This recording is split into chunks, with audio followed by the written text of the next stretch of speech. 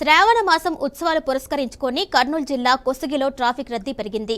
కౌతల మండలం ఉరుకుంద లక్ష్మీనరసింహ ఈరన్న స్వామి సన్నిధికి భక్తజనం పోటెత్తారు.